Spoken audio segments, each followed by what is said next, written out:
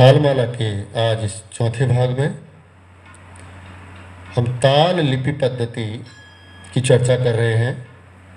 जिस प्रकार गायन के लिए स्वर लिपि पद्धति होती है, उसी प्रकार तबला इत्यादि वाद्यों के लिए ताल लिपि पद्धति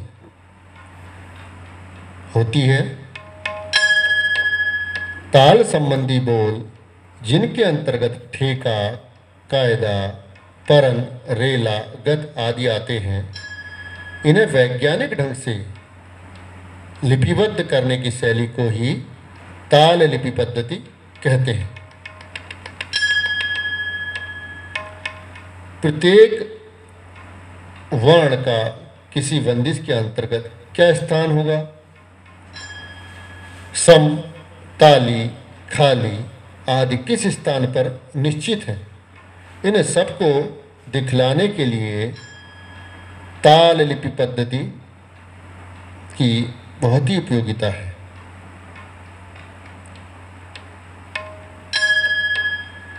ताल लिपि पद्धति की बहुत सारी पद्धतियाँ इस दुनिया में हैं, परंतु हमारे उत्तर भारतीय संगीत में दो प्रकार की पद्धतियाँ प्रचार में हैं। पहली भातखंडे ताल लिपि पद्धति और दूसरी विष्णु दिगंबर ताल लिपि पद्धति। अब पहले हम यहाँ पर भातखंडे जी की ताल लिपि पद्धति को देखते हैं। इस ताल लिपि में जिसका निर्माण किया वो पंडित विष्णु नारायण भातखंडे जी द्वारा किया गया है। सुविधा तथा प्रारंभिक विद्यार्थियों की दृष्टि से यह पद्धति बहुत ही सरल और उपयोगी है और आम जन में काफ़ी प्रचलित है। भातखंडे पद्धति के अंतर्गत एक मात्रा के स्वतंत्र वर्ण के लिए कोई चिन्ह नहीं है। जैसे आप देखिए, धीना, धी, धीना, ये पांचों एक एक मात्रा के हैं और उसके लिए किसी चिन्ह की आवश्यकता नहीं है। यदि एक मात्रा के अंतर्गत एक से अधिक वर्ण आते हैं तो उनको एक अर्धचंद्राकार आकृति के अंदर लिख दिया जाता है। जैसे यदि त्रिकिट आ जाए, हम त्रिकिट एक साथ लिख सकते हैं, उसको चंद्राकार के अंदर भी लिख सकते हैं, जो एक मात्रा ही होगी। इसलिए इस पद्धति में एक चिन्ह का बहुत महत्व है। एक मात्रा के अंतर्गत यदि कई वर्ण आते हैं तो अर्धविराम द्वारा सुविधाजनक भागों में विभाजित कर दिया जाता है। जैसे एक मात्रा में धा, तिर, किट।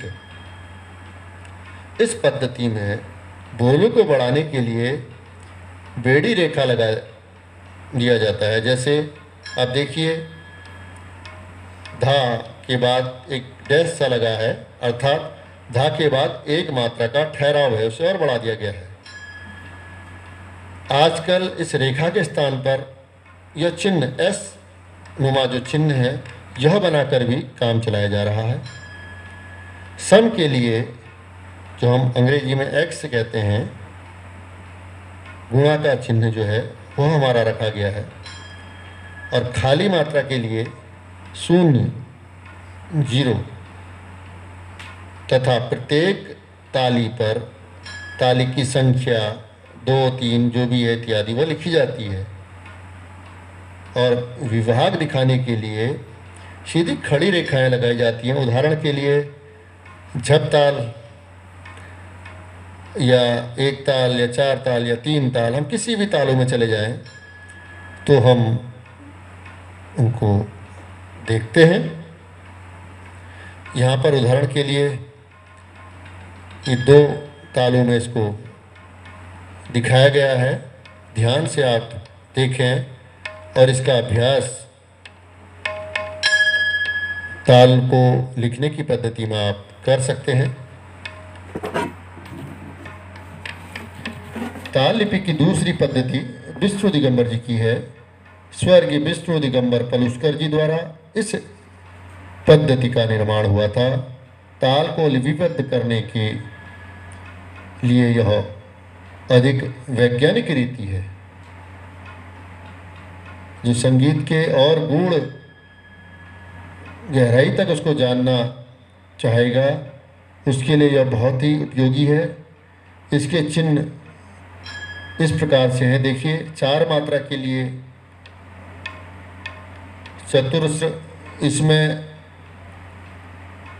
गुणा का निशान है, 4 मात्रा का चिन्ह है। 2 मात्रा के लिए देखिए गुरु किस प्रकार से, 1 मात्रा के लिए लघु, फिर 1/2 के लिए द्रुत में शून्य का, 1/4 के लिए अणुद्रुत, इसमें चंद्राकार है, 1/8 के लिए 2 चंद्राकार, एक के नीचे एक अणुद्रुत। इस प्रकार के निशान इसमें बनाए गए हैं।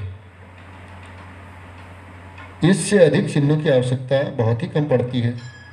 मात्रा की आवश्यकता अनुसार बड़ा करने के लिए अवग्रह में एस का प्रयोग कर लिया जाता है, जैसे कि भातखंडे जी के उसमें डैश का प्रयोग था। सम का चिन्ह 1 लिख देते हैं पहली, और खाली के लिए धन का निशान यहाँ पर है, और ताली के स्थान पर मात्रा की संख्या लिखी होती है। उदाहरण के लिए 1 ताल की यह लिपि हम देख सकते हैं। भातखंडे जी की पद्धति में भी उदाहरण के लिए दी गई है, इससे पहले आपने देखा होगा। उसके निशान किस प्रकार से थे, वह एकदम थोड़ा सरल आपको लगा होगा, लेकिन यहाँ पर जो दिया गया है, इस प्रकार हम देखते हैं भातखंडे जी और पलुस्कर जी की यह 2 पद्धतियाँ, ताल पद्धति हमारे उत्तर भारतीय संगीत में प्रचलित है।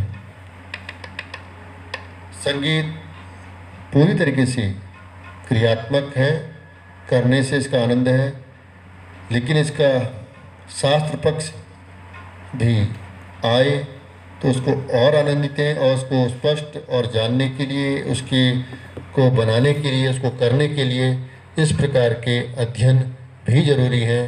जो विद्यार्थी लोग इसको खूब करते हैं, इसीलिए उनके कोर्सेज बनाए गए हैं उनको, ताकि ये लोग समझ पाएँ किस प्रकार से यह चीज़ें होती हैं।